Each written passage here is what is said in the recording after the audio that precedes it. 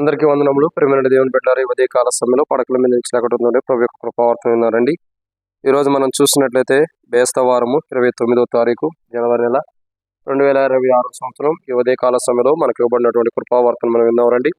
2వ సమూయేలు గ్రంథం 7వ అధ్యాయం 11వ వచనం. 2వ సమూయేలు గ్రంథము 7వ అధ్యాయము 11వ వచనాన్ని మనం జ్ఞాపకం చేసుకుందాం, చదువుదాం. నీ శత్రువుల మీద నీకు జయమిచ్చి నీకు నెమ్మది కలుగు చేసి ఉన్నాను. మరి యెహోవా నేను నీకు తెలియజేయనిదేమనగా, నేను నీకు సంతానం కలుగుజేయదు. ఇక్కడ ఈ ఉదయకాల సమయంలో పడకల మీద నుంచి లేకుంటుందని ప్రభు యొక్క కృపావార్తను చూసినట్టే, నేను నీకు సంతానం కలుగుజేయదును అని దేవుని వాక్యాన్ని మనం వింటూ వస్తున్నాం. సో ఆయన మనకు సంతానాన్ని కలుగజేయడానికి ఇష్టపడుతున్నాడు. ఈ మాట ఎవరితో మాట్లాడుతున్నాడు? దావీదు రాజుతో మాట్లాడుతున్న అనుభవం, ప్రభు దావీదు రాజుతో మాట్లాడుతున్నటువంటి అనుభవం మనం చూస్తాం. సో దావీదు రాజు యొక్క జీవితంలో దేవుని మందిరం కట్టాలన్నప్పుడు, దేవుని మందిరం నిర్మాణం చేయాలనుకున్నప్పుడు, దేవుని మందిరం కట్టించాలనే ఆలోచన ఉన్నప్పుడు దావీదు రాజుతో దేవుడు మాట్లాడుతున్న మాట. ఎందుకంటే ఆ సందర్భంలో దావీదు రాజుతో మందిరం గురించి దేవుడు మాట్లాడుతూ, నేను నీకు సంతానం కలుగజేసేదను అని దావీదు రాజుతో దేవుడు మాట్లాడుతున్నాడు. ఇక్కడ గమనించాల్సిన కోణం ఏంటంటే, నేను నీకు సంతానము కలుగజేయదును అని దేవుడు అంటున్నాడు.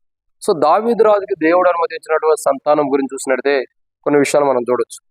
ఆయనకి దావీదు రాజుకి దేవుడు అనుగ్రహించిన సంతానము చాలా మంది ఉంటారు. ఆయన తర్వాత వచ్చినటువంటి వారసులు, వారిలో ఒక 5గురు మాత్రమే చూద్దాం. వారిలో మొదటి వ్యక్తి ఎవరు? రండి దేవుని వాక్యాన్ని చూసినట్టే మత్తయి సువార్త మొదటి అధ్యాయం 6వ వచనం. ఇక్కడ మనం చూస్తూ వస్తాం కదా, యెషై కుమారుడైన యెషై రాజైన దావీదును కనెను. ఉరియా భార్యగా ఉండిన ఆమె యందు దావీదు సొలొమోను కనెను. అంటే మొట్టమొదటి మాట చూసినట్టే దేవుడు ఆదం కాదు, దేవుడు దావీదు యొక్క సంతానాన్ని, దావీదుకి సంతానం కలుగు చేయడానికి ఇష్టపడుతున్నాడు. సంతానాన్ని ఆశీర్వదించేవాడు ఉంటాడు. మొట్టమొదటి అనుభవం దావీదు రాజు యొక్క సంతానం చూడగా సొలొమోను. ఈ సొలొమోను దేవుడు ఈ దావీదు రాజు యొక్క సంతానంలో పుట్టించడం ద్వారా, దావీదు రాజు యొక్క వంశంలో కానీ దావీదు రాజు యొక్క సంతానంలో దేవుడు పుట్టించడం ద్వారా సొలొమోను యొక్క జీవితంలో దేవుని మహిమను తీసుకురాబడుతూ వచ్చింది. అనేకంతో సమాధానం కలిగిన వాడుకుంటున్నాడు. ఇక్కడ మొట్టమొదటి చూసినట్టే దేవుడు దావీదు రాజుకు అనుమతించిన మొదటి సంతానం ఎవరు? సొలొమోను. సొలొమోను యొక్క జీవితంలో దేవుని యొక్క సమాధానం, క్షమించండి, చుట్టుపక్కల ఉన్న వారికి అందరికి సమాధానం, దేవుని మహిమ తిరిగి తీసుకురాబడుతూ వచ్చింది. దేవుని మహిమతో నింపబడిన అనుభవాన్ని కలిగినటువంటి మందిరాన్ని కట్టించబడుతూ వచ్చాడు. కాబట్టి మొట్టమొదటి కోణాన్ని చూసినట్టే దావీదు యొక్క సంతానము దేవుడు ఇస్తానని చెప్పాడు. వారిలో మొదటిగా సొలొమోను చూస్తున్నాం. సొలొమోను దేవుడు దావీదు యొక్క సంతానంలో జన్మింపజేసి దేవుని మహిమను దేవుడు తెచ్చుకున్నవాడు ఉంటాడు. రెండో వ్యక్తిని చూద్దాం రండి. మత్తయి సువార్త 9వ వచనంలో ఉజ్జియా యోతామును కనెను. యోతాము ఆహాజును కనెను. ఆహాజు హిజ్కియాను కనెను. ఎవరిని?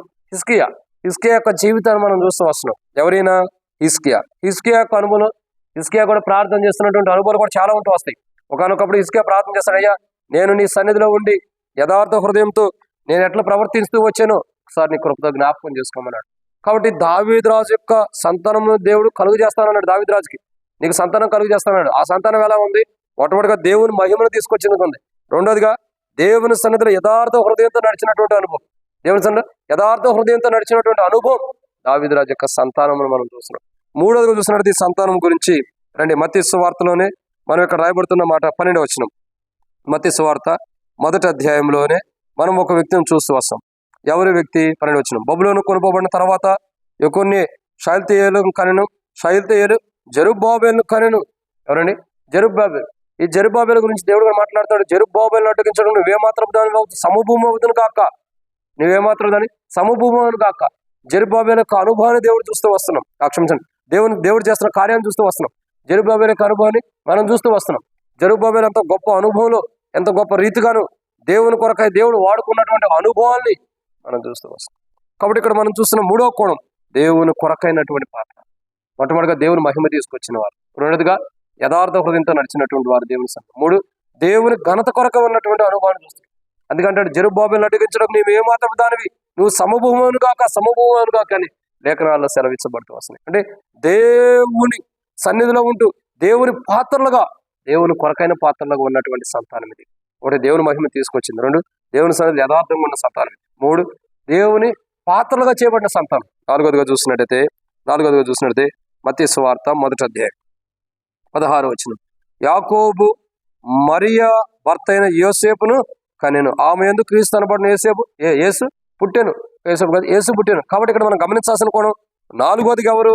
దావీదు యొక్క సంతానం అంటే మొదటగా సొలొమోను, 2 హిజ్కియా, 3 జెరుబ్బాబెలు, 4 యొక్క అనుభవం చూస్తున్నాం. అంటే వీరి సంతానం యొక్క అనుభవంలో యోసేపు చూస్తూ వస్తున్నాం. ఎవరు యోసేపు అంటే యేసు క్రీస్తు ప్రభు వారికి తండ్రిగా చేయబడి, లేదా మరియా యొక్క భర్తగా ఉన్నటువంటి యోసేపు. ఈ యోసేపు ద్వారా దేవుడు ఏం చేశాడు? దేవుని కుమారుని కాపాడుకుంటూ వచ్చాడు. యోసేపుకు దేవుడు మాట్లాడుతాడు, అయ్యా మరి హేరోదు రాజు ఇలా చంపాలనుకుంటున్నాడు, శిశువుని చంపాలనుకుంటున్నాడు, నువ్వు నీ కుమారుని ఆమెను తీసుకుని బయలుదేరమనగానే బయలుదేరుతున్న వాడుకుంటాడు. అంటే దేవుని కుమారుని యొక్క క్షేమాన్ని చూసేవాడు, దేవుని యొక్క క్షేమాన్ని చూసేటటువంటి వాడు. అంత గొప్ప సంతానమును దేవుడు దావీదు రాజుకి ఇచ్చాడు. ఎంత గొప్ప సంతానం అంటే దేవుని మహిమ తీసుకొచ్చే సంతానం, దేవుని సన్నిధిలో యథార్థంగా నడిచే సంతానం. ఇంకా చూడగా చూసినట్లయితే ఏంటి? దేవుని పాత్రకు వాడబడే సంతానం. ఇంకా చూడగా దేవుని క్షేమాన్ని చూసేటటువంటి సంతానం. ఇలాంటి సంతానమును దేవుడు దావీదు రాజుకు అనుమతించాడు. చివరిగా 5వదిగా సంతానం చూసినట్లయితే మత్తయి సువార్త మొదటి అధ్యాయం 16వ వచనం. యాకోబు మరియా భర్త అయిన యోసేపును కనెను, ఆమె యందు క్రీస్తు అనబడిన యేసు పుట్టెను. ఇక్కడ ఎవరంటే యేసు ప్రభువు వారు. లాస్ట్ గా మనం చూస్తున్నాం దావీదు యొక్క సంతానమును దేవుడు నేను నీకు సంతానం కలుగు చేసేది నాన్న. ఎలాంటి సంతానం కలుగు చేశాడంటే దావీదు రాజుకి దేవుని మహిమ తిరిగి వచ్చే సంతానం, దేవుని మహిమ తీసుకొచ్చే సంతానం. 2 యథార్థంగా నడిచే సంతానం. 3 దేవుని పాత్రలు ఉండే సంతానం. 4 దేవుని క్షేమాన్ని చూసే సంతానం. 5వదిగా చూసినట్లయితే అనేకులకు రక్షణార్థమైనటువంటి సంతానం, అనేకులకు రక్షణకరమైనటువంటి సంతానం. ఇలాంటి సంతానాన్ని దేవుడు దావీదు రాజుకు అనుమతిస్తూ వచ్చాడు. వాగ్దానం చేసిన వాడు, నమ్మదగిన వాడు. దావీదు రాజుతో ఏమన్నాడు? నేను నీకు సంతానం కలుగు చేసేదని అన్నాడు. నీ సంతానం ఆశీర్వదిస్తాడు, సంతానం కలుగు చేస్తానన్నాడు. అందుకే దేవుడు ఇచ్చిన మాటను తప్పిపోకుండా దేవుని మహిమ తిరిగి వచ్చే సంతానాన్ని ఇచ్చాడు, యథార్థ హృదయంతో నడిచే సంతానాన్ని ఇచ్చాడు, దేవుని పాత్రలు గుండే సంతానాన్ని ఇచ్చాడు, దేవుని క్షేమాన్ని చూసే సంతానాన్ని ఇచ్చాడు, చివరికి అనేకులకు రక్షణకరమైన సంతానం ఇచ్చాడు. ఇటు గొప్ప సంతానం దావీదు రాజుకు దేవుడు ఇచ్చాడు. దావీదు రాజుకి ఏ సంతానం ఇచ్చాడు? ఆ సంతానం యొక్క గుణ లక్షణాలు మనలో ఉంచి దావీదు రాజు యొక్క సంతానంగా మనల్ని కూడా పరలోకపు దావీదు రాజు అయిన యేసు ప్రభువు వారు మన కొరకై ఆయన చేసిన కార్యం ద్వారా దావీదు రాజు యొక్క సంతానాలు మనం నడిపిస్తున్నందుకై మనం దేవుని కృతజ్ఞమే. ఈ అనుభవం నుంచి మనం తప్పిపోకుండా 500 అనుభవం కలిగిన వారిలో ఉన్నట్టు ప్రభు సాయించను కాక ప్రార్థన. మమ్మల్ని మిక్కిలిగా ఎక్కువగా ప్రేమించిన ప్రియ పరలోకపు తండ్రి, మీకు వందనాలు.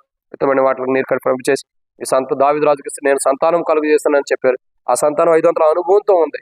అలాగే దావీదు రాజు సంతానం వల్ల మేము కూడా 500 అనుభవం కలిగిన వారికి జీవించినట్టు ఈ లోకంలో సహాయం చేయమని యేసు ప్రభు నామములో ప్రార్థిస్తున్నాము తండ్రి. ఆమేన్. అందరికీ మన ప్రభువైన యేసుక్రీస్తు నామములో శుభాభివందనములు. Praise lord.